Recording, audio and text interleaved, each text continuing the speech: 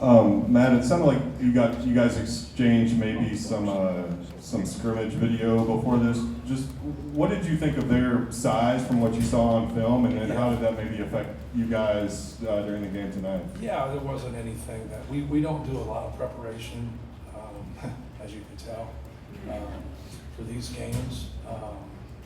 More than anything, I thought they embraced the physicality of the game. I like how they used Garrison. I like their 5 out there. Malachi's a guy that we recruited and put a lot of time into.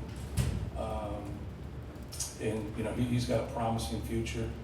But they have a good mix of athletes and then guys that can shoot. Those guys that came off the bench, I thought, Jasper Johnson, could have been the difference in the game, like made some big shots and made some big plays. But, I like what they do offensively. I think they're very similar to us in the fact that we got a lot of good shots today and didn't miss them. And that has to be a concern for them, right? When you look and you play hit and miss, you're like, we really guarded them. I don't know about that. I don't think there was a lot of defense out there. I don't think either team is going to get compared to the 85 Bears right now. And it's just, you can't outscore people all the time, right? You got to have a good balance. And I think that's going to be an issue for both teams. I think both teams are pretty good offensively, but who can be better defensively, who can be better rebounding? And tonight it was them, especially rebounding. But I thought we did a good job of taking care of the ball. I thought we did a good job of getting good shots. We just didn't knock them down. But when we only turn it over 7 times, you need to steal some possessions there, but they only turn it over 9. So, we grabbed 2 possessions there, and they kick us by 12 on the glass. It ends up with 10 extra possessions being, pretty much the game. But I thought they were, the tougher team won, and that normally happens like early in the year with this. I think they got a chance to have a good team. Coach, over here on the side.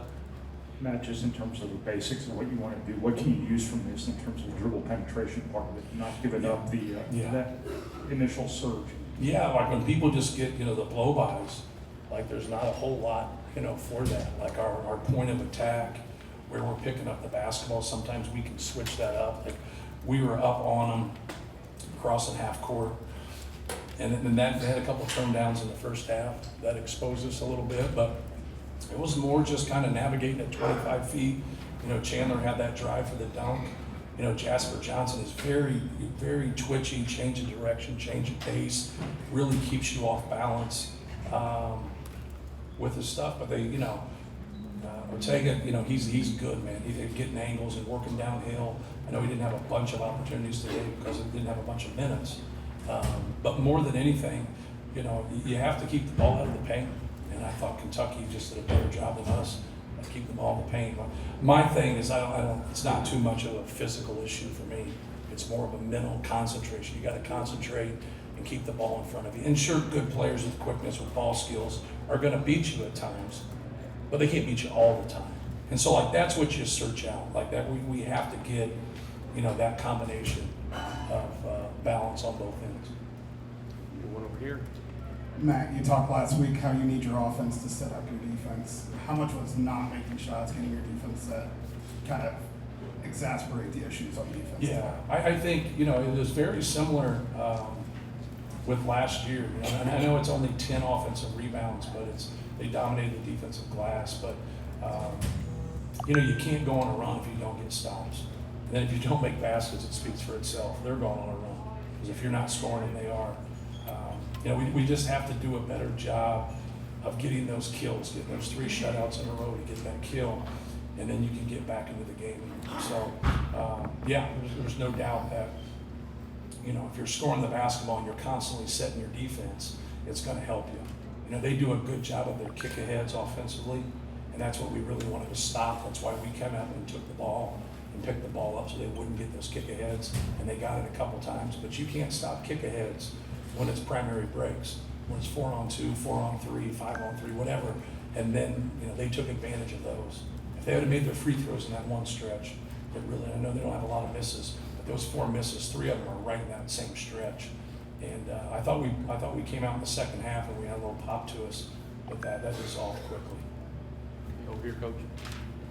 Obviously, you were looking at a lot of different lineup combinations tonight. Anything you took out of the stretches where Braden and Omer were playing together. Yeah. And if you took out the stretches where Braden's out of the game and Omer's the one that's running things more. Right. It wasn't like that we tried it, or like, you look at their minutes, like from their starters, besides Aberdeen, you gotta remember Lowe's not playing, that's why he's playing more minutes there. If Lowe was here, Lowe would be playing, I don't know if he'd play as much as those, but he really just did balance numbers. Like they walked us, and look at the guys that we played, like our top 3 guys from last year played 28, 31, and 32. And Aberdeen's the only one that has high minutes because they have to, because they don't have Lowe. So like this could have been worse, right? They could have played those guys, and he was trying to get a lot of people in there. So for us, it's, I like this. This is the 3rd year in a row we went on the road to play a game like this. We played Arkansas, we played Creighton, and we lost them all. And I know it sounds crazy, but it's really helped us. And doesn't feel that way right now, but it's really helped us, because a lot of times in basketball you don't know early in the season your problems. You don't know your real problems, and we have real problems. I don't care where we're ranked, we have real problems, and I think that allows us to go back and practice, eat our humble pie and try to get better so we can have a great season. Okay, over here in the corner. How do you coach an incredible player like Braden Smith whenever he's having a little bit of an off game? Say the first part again, I'm sorry. How do you coach Braden Smith? He's an incredible player whenever he's having a little bit of an off night. Yeah, just be positive with him, and just, when you do good things in basketball and you don't get a good result, you got to be positive. And a lot of times people that watch games, if you don't understand the game, you just go off of the results. And you're like, well, what's wrong with them? Like offensively, I'm not worried about us offensively. We missed some shots, but defensively I am. And that's where he has to show better leadership along with our older guys and do a better job on the defensive end. But he's a great player, and I wouldn't trade him for anybody in the country. He's won a lot of games for us. Coach, I'm curious, what attracted you to Malachi, and how did the player you saw tonight compare to the kid you recruited in high school? Yeah, we recruited him a lot, and then when we got big guys, we had to back up off him.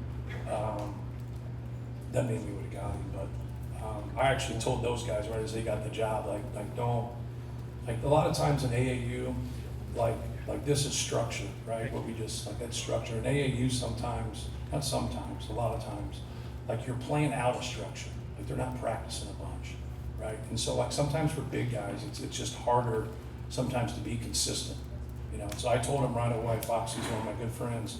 I said, man, take Malachi Moreno. He's going to be good. Then they go and see him, and then sometimes he'd be, I just promise you, like he's got a lot of substance. He's a good kid. He's long. He wants to be a player. Just too many good qualities. Like when you have character and you have talent and you're 7'1", just keep working with them, man. They're going to be great. Okay, Sometimes it's when they're going to be great, right? So like guys get ranked, they're McDonald's All-Americans, and then you're like, hey, what the hell's his problem? He had 4 against Auburn. Well, first of all, Auburn's pretty good. And second of all, he's 18, 19 years old, and that's just part of the process of learning and growing. But he's going to help him win big. He's a good one. Two Matt, more, one there. You kind of already joked about your preparation or lack thereof. So this is kind of a two-parter. One, were you aware that Lowe was going to be out and he wasn't going to play? And then kind of after that, what did you think of the guys who kind of stepped in from out? Yeah, well, I thought Aberdeen was good. I thought he took a couple ill-advised shots that'll get corrected in time, kind of played through the crowd, right, and shot a couple of those pull-up threes. I don't think were great, but I liked his energy. I liked what he did. I don't know Lowe. Obviously, we're not in the league that he was in before, but I've watched him and I've read a lot about him. But great teams. When things happen, you're going to get foul trouble, you're going to get injuries, and someone else is going to get more of an opportunity, and that's when you have to be ready to play. But from everything I've seen, he's going to be a good player. But that's the thing about being in a great program like Kentucky. Like next guy's up, and so. But you want to get him back, right? All coaches are greedy. You can't have enough players. Okay, last one here. Matt, I'm not sure we'll see you play with Braden and Trey on the bench at the same time again this season. Can you just speak to the experimental value of games like this too, to try to kind of figure some different things out. Yeah, that piece is something that, you're trying to get people in the game. I'm just trying to get people minutes. And it's hard because if you go at 8 and 12 or you go in between, but yeah, it wasn't as much, matchups. I thought I thought Daniel did some good things for us out there. I know Trey and Braden have played a lot together and done some things, but I thought, G did some good things. We got to do some better things on the defensive end, more than who's playing with who or who's getting there. But those guys have been great. Obviously they were both first team all league, for us last year. But we're trying to win our league. We're trying to go to a Final Four, and this was just the first step. And sometimes adversity can really help you, and hopefully this helps us. Okay, Coach. There's a lot of people in here, guys.